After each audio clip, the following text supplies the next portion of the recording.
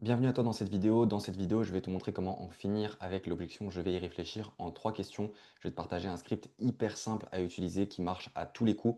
Si tu vends des offres en étiquette, donc des offres à plus de 1000 euros, je vais littéralement te faire gagner plusieurs milliers d'euros en plus tous les mois si tu appliques tout ce que je vais te partager dans cette vidéo. Et bien évidemment, si tu fais toujours face à ce problème des objections, je vais y réfléchir et autres objections qui y ressemblent.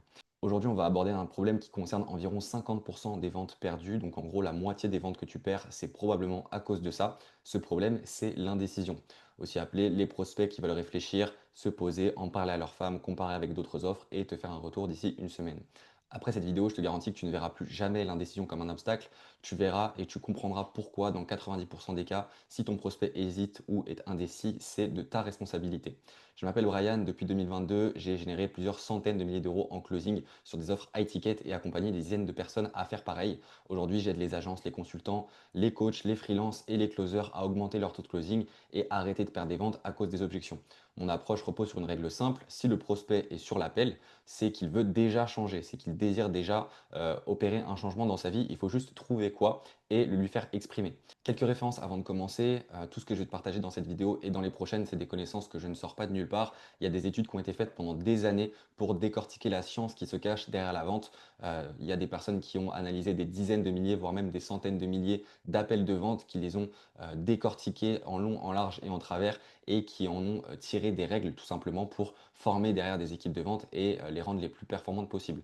Donc je vais principalement m'appuyer sur ça et bien évidemment sur tout ce que j'ai appris lors des différentes formations, accompagnements et mentorats sur lesquels j'ai investi depuis le début de mon parcours.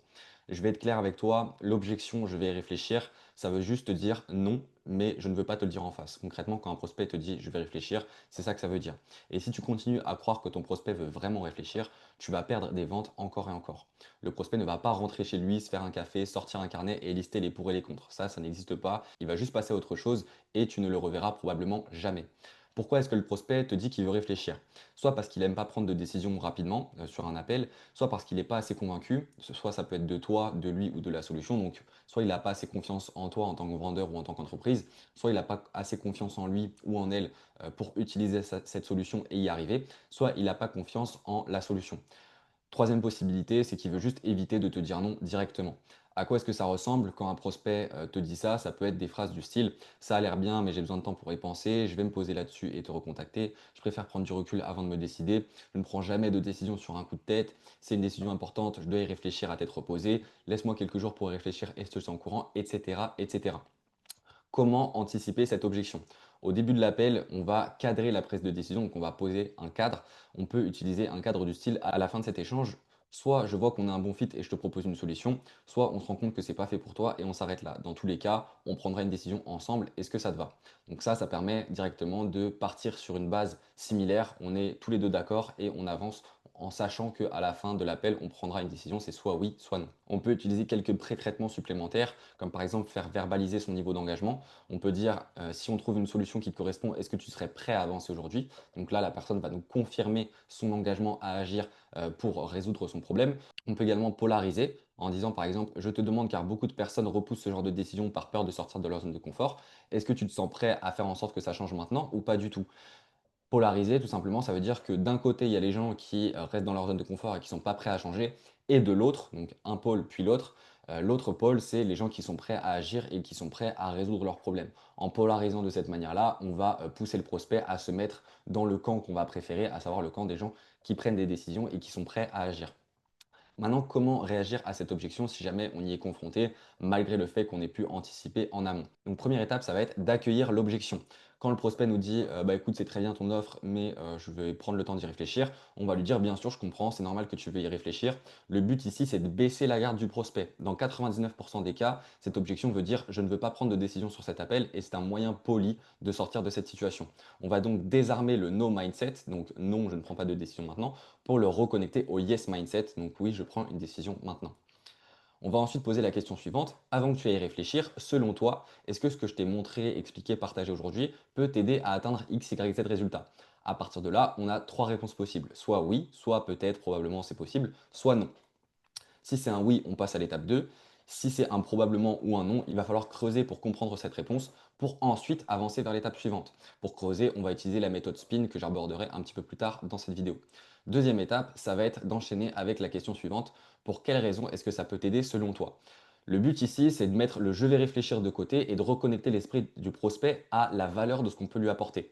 En expliquant en quoi ça peut l'aider, donc là, on lui demande pour quelle raison est-ce que ça peut t'aider selon toi, il va dire bah, ça peut m'aider pour telle raison, ça peut m'aider pour telle raison. En faisant ça, il commence à justifier que notre solution est la bonne pour l'aider et que c'est ce dont il a besoin. Donc il se connecte au yes mindset. Ensuite, on enfonce le clou avec cette question. Ok, donc si je comprends bien, c'est pour A, B, C raison que tu as la sensation que cette solution peut réellement t'aider à avancer vers X, Y, Z résultat. Le but de cette question, ça va être d'avoir une nouvelle confirmation, qu'on lui dit ok, si je comprends bien, c'est pour cette raison que ça peut t'aider selon toi. Il va dire oui, c'est pour cette raison. Donc là, il confirme, il se reconnecte encore une fois au yes mindset. Logiquement, la réponse c'est oui. On passe ensuite à l'étape 3 qui va nous permettre de découvrir la véritable objection qui se cache derrière. Parce que c'est un truc que je n'ai pas précisé, mais à chaque fois qu'une personne nous dit je vais réfléchir, c'est une sorte d'écran de fumée, une parade qui cache en réalité une autre objection derrière. Étape 3, on va poser la question donc, qui va nous permettre de découvrir la véritable objection. Si tu es déjà convaincu que c'est la bonne solution pour toi, à quoi est-ce que tu as besoin de réfléchir? Et c'est là que la magie opère. La réponse ressemblera à quelque chose comme ça. Ça reste un budget important, il faut que je me pose sur la question. Donc là, la question, enfin l'objection, c'est l'argent. Il peut dire j'ai peur de ne pas y arriver. Donc là, l'objection, ça va être la peur. Il peut dire il faut que j'en parle à ma femme avant de prendre une décision. Donc là, c'est l'objection partenaire. Bon, cette objection-là, en réalité, c'est aussi un écran de fumée. On le verra dans une prochaine vidéo, mais c'est un bullshit. Mais à partir de là, félicitations, tu viens de découvrir l'objection qui se cachait derrière le fameux je vais réfléchir. Comme tu viens de le voir, c'est assez facile. Une fois que c'est fait, on peut passer au traitement de la véritable objection. Donc pour rappel, là je t'ai mis les trois questions si jamais tu veux faire un screen pour pouvoir t'en souvenir. La méthode infaillible pour détourner le je vais y réfléchir et connaître la véritable objection qui se cache derrière, c'est du coup les trois questions suivantes. Avant que tu ailles réfléchir, est-ce que ce qu'on a vu aujourd'hui peut t'aider à atteindre ton objectif selon toi? Deuxième question, pour quelle raison est-ce que ça peut t'aider selon toi? Troisième question, si tu es déjà convaincu que c'est la bonne solution pour toi, à quoi est-ce que tu as besoin de réfléchir? Pour rappel, quand un prospect te dit qu'il veut réfléchir, il cache une autre objection derrière son besoin de réflexion. Si tu veux apprendre à traiter les vraies objections, dis-moi en commentaire celle qui te pose problème et j'en ferai une vidéo avec grand plaisir. Si la seule chose que tu cherchais en venant sur cette vidéo, c'est une technique de traitement d'objection, tu peux t'arrêter ici. En revanche, si tu veux aller plus loin, je vais te partager ce qui m'a personnellement fait passer au niveau supérieur en vente. Ça se résume en une phrase, la vente est la conséquence d'un excellent diagnostic. Si tu fais régulièrement face à des objections, c'est tout simplement parce que ton diagnostic est faible. Tu peux empiler toutes les techniques de traitement d'objections, de réponse aux objections que tu veux, ça ne réparera pas un mauvais diagnostic. Ça, c'est très important à comprendre. Une objection, c'est comme un voyant rouge sur ton tableau de bord. Imagine, tu es en voiture, tu conduis, tout va bien, et là, le voyant moteur s'allume. Ce voyant, il ne te fait pas tomber en panne à l'instant, c'est juste un signal qui te dit attention, il y a un problème quelque part. Dans la vente, c'est pareil. Quand un prospect te dit je vais y réfléchir, je dois en parler ou c'est cher, ce n'est pas le vrai problème, c'est juste l'alerte qui signale que quelque chose n'a pas été fait correctement en amont. Et comme en mécanique, si tu te contentes d'éteindre le voyant, dans notre cas, donc répondre à l'objection avec une phrase bien placée, mais que tu ne répares pas la cause, donc le vrai problème dans ton appel, ici dans notre cas, la panne reviendra. Et souvent, ça veut dire pas de vente et des milliers d'euros en moins à la fin du mois. Si tu présentes ton offre trop tôt, le prospect est là, il écoute, il hoche la tête, mais il n'est pas convaincu. Il n'a pas senti l'urgence de passer à l'action pour résoudre son problème. À ce moment-là, s'il te dit je dois y réfléchir, c'est cher, je sais pas, etc., c'est pas contre toi, c'est juste le bruit de quelqu'un qui n'est pas encore prêt à agir. Quand tu creuses vraiment, tu arrives à ce moment précis où il se dit ok, je peux plus rester comme ça. Il ressent le poids sur ses épaules, il voit ce qu'il perd à ne rien faire et il sent l'urgence dans son corps et dans son esprit. C'est à ce moment-là que ton offre elle devient évidente. Il n'a plus besoin d'hésiter, les objections elles tombent toutes seules parce qu'il sait au fond de lui qu'il doit agir maintenant. La plupart des vendeurs, ils croient qu'ils échouent à cause des objections, mais c'est faux. Ils échouent avant les objections. Et ça commence toujours au même endroit, le diagnostic. Ils posent les mauvaises questions, ou plutôt, ils posent des questions trop superficielles. Je t'ai fait un petit schéma ici pour te représenter le processus qui mène à la décision. Donc au début, on va voir la surface, donc c'est ce que le prospect dit dans les premières minutes de l'appel. Généralement, il va nous donner des réponses vagues, génériques, comme par exemple, je veux augmenter mon CA, je veux avoir plus de clients, je veux améliorer ma visibilité. Ici, il parle comme il parlerait à n'importe qui, pas d'émotion, pas de détails, juste une étiquette sur un problème flou. Le piège, c'est que beaucoup de vendeurs pitchent dès cette étape alors qu'ils ne savent encore rien de concret. Ensuite, quand on se met à creuser un petit peu, on rentre dans les chiffres, les raisons précises, le contexte réel. Par exemple, Il peut nous dire, le prospect, je veux passer de 20 à 50 leads par mois, je veux libérer 15 heures par semaine, je veux réduire mes coûts d'acquisition de 30%. Là, tu commences à toucher des données exploitables, mais tu n'as pas encore le moteur émotionnel. Et pour rappel, les gens achètent avec les émotions. Ok, tout le monde croit qu'on achète rationnellement, mais en réalité, on achète avec les émotions. Quand on continue encore à creuser, on découvre enfin le déclencheur caché. C'est le moment où le prospect prend conscience par lui-même que rester comme il est n'est plus possible. On parle ici d'impact personnel et émotionnel. Donc par exemple, l'argent qu'il perd par mois, je perds 40 000 euros par mois, la fatigue accumulée, je travaille 70 heures par semaine, l'effet sur sa vie perso, je ne vois plus ou presque plus mes enfants, les opportunités ratées, j'ai dû refuser 2 gros contrats. C'est à ce stade qu'il dit avec ces mots, ça ne peut plus durer, je dois changer maintenant. Sans atteindre ce point, ton pitch n'aura jamais le poids suffisant pour déclencher un oui immédiat. Ça, c'est quelque chose de très important à comprendre. Tant que tu n'as pas les véritables déclencheurs émotionnels qui ont poussé ton prospect à se présenter sur cet appel, tu peux pitcher tout ce que tu veux, il ne sera pas assez convaincu pour passer à l'action et investir plusieurs milliers d'euros avec toi. Ok, je vous ai remis ici la structure du spin, donc qui va nous permettre de creuser, de passer de la surface au déclencheur caché. Donc ici, on a ce que fait le vendeur et ici, on a ce que fait le prospect. Pour rappel, SPIN, ça veut dire solution, problème, implication et need payoff. Donc c'est 4 types de questions différentes. Donc au début, on a les questions de situation pour établir le contexte. Ensuite, ça va nous amener à des questions de problème qui vont nous permettre de découvrir où est-ce que ça bloque tout simplement dans la vie ou dans le business du prospect. Ainsi, l'acheteur il va révéler des besoins implicites. Donc les besoins implicites, ça va être par exemple j'ai mal à la tête. Voilà, c'est un problème, c'est une difficulté, c'est une insatisfaction. Ces problèmes implicites, ils vont être développés par des questions d'amplification, les questions d'implication. Ces questions-là, elles vont permettre d'augmenter la clarté du problème et l'urgence de la résoudre dans le cerveau de l'acheteur. Donc ça, c'est vraiment implication. En gros, on rend le problème encore plus douloureux et need payoff, on rend la solution encore plus désirable. Donc le implication, on descend dans le down et need payoff, on remonte dans le up émotionnel. Ok, donc question de need payoff après les questions d'implication pour amplifier la désirabilité de la solution, ce qui amène l'acheteur à verbaliser des besoins explicites. Donc si je reprends l'exemple, besoin implicite, c'est j'ai mal à la tête. Besoin explicite, c'est il faut que je prenne un Doliprane ou il faut que j'aille voir un médecin. Ça, c'est explicite. Il sait concrètement ce qu'il souhaite, ce qu'il désire. Et ensuite, une fois que le prospect a explicité ses besoins, ça autorise le vendeur à offrir des bénéfices qui ont un très fort lien avec le succès de la vente. Ok, donc là, c'est juste pour le rappel. Maintenant, je vais vous donner des exemples concrets. Je vais prendre l'exemple d'un vendeur débutant qui va commencer par poser des questions de situation. Alors aujourd'hui, votre objectif principal, ce serait quoi? Donc, le prospect répond augmenter mon chiffre d'affaires. Ok, parfait, vous visez combien exactement? Idéalement 10 cas par mois. Ok, très bien, c'est noté. Donc là, le problème ici, c'est que 99% des débutants s'arrêtent là. Ils ont une réponse, donc ils avancent. Mais ils ne savent pas pourquoi 10K, ce que ça représente pour lui, s'il l'a déjà atteint, combien il fait aujourd'hui, ce que ça changerait dans sa vie, ni quelles sont les conséquences si ça n'arrive pas. Donc ensuite, on poursuit l'appel. Le vendeur, il demande, OK, et aujourd'hui, c'est compliqué d'atteindre ses objectifs? Oui, un peu, disons que c'est irrégulier. OK, je vois. Et au niveau des clients, comment ça se passe?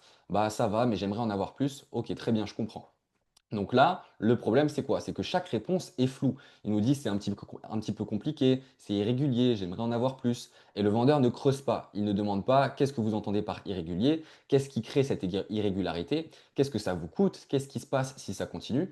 Le résultat, c'est que le vendeur, il avance dans la structure de l'appel, donc il passe de la situation, du contexte, puis il transite vers le problème, etc. Mais il n'a aucune donnée précise, aucune émotion et aucun levier concret. Donc dans la suite de l'appel, si encore une fois on continue à rester en surface, le vendeur il va demander et en termes de stratégie marketing, qu'est-ce que vous utilisez aujourd'hui? Le prospect répond un peu plus Facebook et du bouche à oreille. Ok, parfait. Bon, laissez-moi vous expliquer comment on travaille. Évidemment, là, j'ai abrégé énormément pour les besoins de la vidéo, mais voilà, c'est pour que vous ayez la mécanique, comment ça se passe grosso modo, quoi. Le résultat final, c'est quoi? C'est qu'il a pris pour argent comptant les réponses vagues du prospect. Il a empilé les questions comme une checklist au lieu de creuser pour trouver la vraie raison émotionnelle et les conséquences du problème. Et à la fin, il pitch dans le vide. Le prospect n'est pas connecté à son problème, donc il n'a aucune urgence à dire oui. C'est exactement comme noter douleur à la jambe sur un dossier médical et prescrire des antidouleurs sans avoir vérifié si c'est une simple courbature ou une fracture. Tant que tu n'as pas creusé chaque info floue pour extraire des détails concrets, chiffrés et émotionnels, tu ne peux pas déclencher la décision. Ça, c'est quelque chose à bien garder en tête, sinon vous allez continuer de faire face aux mêmes problèmes d'objection. Maintenant, on va prendre l'exemple d'un vendeur qui maîtrise. On commence avec les questions de situation. Quel est votre objectif? Augmenter mon chiffre d'affaires, ok, de combien exactement et pourquoi ce chiffre-là? Atteindre 100 cas par mois pour pouvoir recruter et déléguer. Déjà, on a plus de concret, chiffres clairs, raisons précises. Maintenant, on attaque les problèmes. Qu'est-ce qui vous empêche d'y arriver aujourd'hui? On a du mal à générer des leads qualifiés. Et concrètement, ça veut dire quoi? Pas assez. Vous en avez combien par mois et combien il vous en faudrait? On en a 20 et il nous en faudrait 50. Ici, le problème est quantifié. On sait où est-ce que ça bloque. Ensuite, on va amplifier ce problème-là parce que là, pour rappel, on a juste un problème chiffré, mais on n'a pas vraiment le déclencheur émotionnel, la douleur de pain qui est attachée à ce problème-là. Ok. Donc là, implication, les questions d'implication, ça va nous permettre de creuser ça et d'amplifier la douleur. Donc le vendeur, il va demander, et si rien ne change dans 6 mois, vous en êtes où? Toujours au même point. Et ça impliquerait quoi pour votre équipe, pour vous personnellement? Là, je devrais continuer de faire 70 heures par semaine et je repousserai encore le recrutement. Et financièrement, rester à 20 leads par mois, ça vous coûte combien en manque à gagner? Environ 40 000 euros par mois.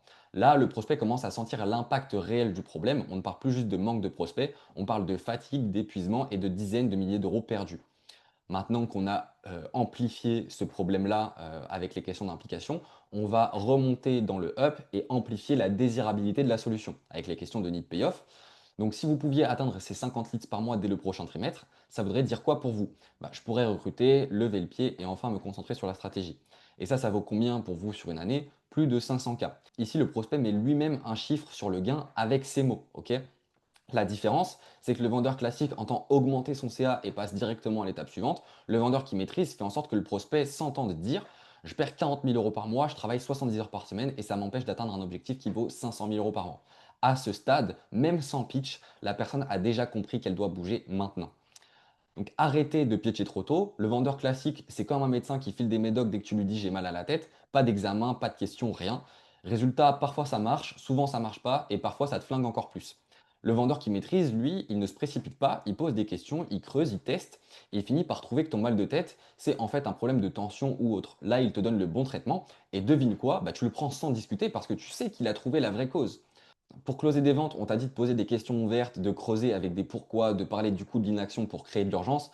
Mais si on est honnête, la plupart des vendeurs s'arrêtent à des questions de surface. Résultat, ils passent complètement à côté des vrais déclencheurs d'achat. Le vrai boulot, c'est de rester sur le même sujet, de creuser encore et encore jusqu'à ce que le prospect dévoile ce qui brûle vraiment, les impacts, les vraies pertes et les conséquences personnelles qu'il n'avait même pas envie d'avouer au début.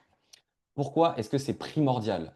Tout simplement parce que si tu ne creuses pas assez, tu ne vends pas. Point. C'est tout. Aussi simple que ça. C'est pas une question de talent, de charisme ou de script magique, c'est juste mathématique. Si tu ne sais pas exactement ce qui pousse ton prospect à agir maintenant, tu ne peux pas le faire passer à l'action. Aussi simple que ça. Ne pas creuser, c'est comme tenter de couper un arbre en frappant au hasard dans le feuillage. Tu t'épuises, tu fais du bruit, mais le tronc, lui, il est toujours là.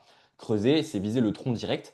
Une fois que tu l'atteins, tout tombe. Et en closing, ce tronc, c'est le vrai déclencheur émotionnel et rationnel qui pousse la personne à dire oui sur le moment, sur l'appel. Tant que tu ne tapes pas dedans, tu perds ton temps. Si la personne est sur ton appel, c'est pas un hasard. Ça, c'est quelque chose que tu dois bien comprendre. Il n'y a personne qui se réveille un matin en se disant tiens, si j'allais perdre 45 minutes à parler à un inconnu sur Zoom. Personne ne se dit ça. Si la personne elle est en appel avec toi, c'est qu'il y a une raison. Même s'il est hésitant, même s'il se cache derrière des excuses, il y a une raison qui l'a poussé à être là. Et ce n'est ni ton offre, ni ton produit, c'est un changement qu'il recherche, un truc qui cloche dans sa situation actuelle et qu'il ne veut plus subir. Ton job, c'est de trouver ce truc-là, parce que c'est lui et uniquement lui qui va le faire passer à l'action. Pas ta liste de fonctionnalités, pas tes bonus, pas tes arguments préparés. Le vrai déclencheur, c'est quand tu le reconnectes à ce qui l'a poussé à venir et que tu lui fais ressentir que ce qu'il veut ne peut pas attendre. Si tu ne découvres pas ces infos cachées, souvent personnelles, émotionnelles, parfois douloureuses, tu passes à côté de ce qui déclenche vraiment l'achat. Et tu fais quoi? Tu pitches trop tôt. Tu présentes ta solution alors que le prospect n'a pas encore admis l'ampleur du problème, il n'a pas encore décidé qu'il voulait résoudre maintenant. Résultat, il te dit je vais y réfléchir, ou je dois en parler à ma femme, à mon associé, etc. Pas parce qu'il a une objection réelle, mais parce que dans sa tête, l'urgence n'existe pas encore. La règle du pitch à retenir, ça pareil, tu peux le screen pour éviter les objections écran de fumée, c'est que tu ne pitches pas tant que tu n'as pas identifié un problème concret, clair et chiffrable. Tu ne pitches pas tant que tu n'as pas exploré l'impact du problème sur plusieurs plans, donc sur le plan financier, sur le plan temporel, émotionnel, sur le plan de la réputation, etc. Et tu ne pitches pas tant que le prospect n'a pas exprimé avec ses propres mots qu'il veut changer la situation maintenant.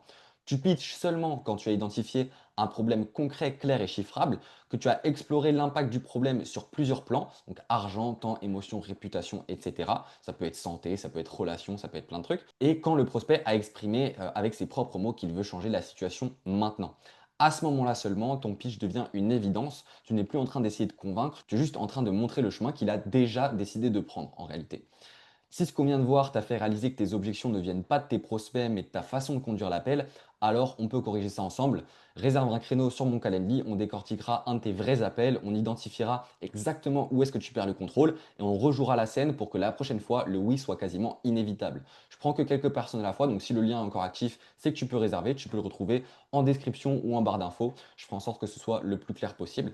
Je te remercie de m'avoir écouté. Pense à laisser un petit like si cette vidéo t'a plu. N'hésite pas à commenter si tu veux que je résolve un de tes problèmes en vente. Et moi, je te dis à la prochaine pour une nouvelle vidéo.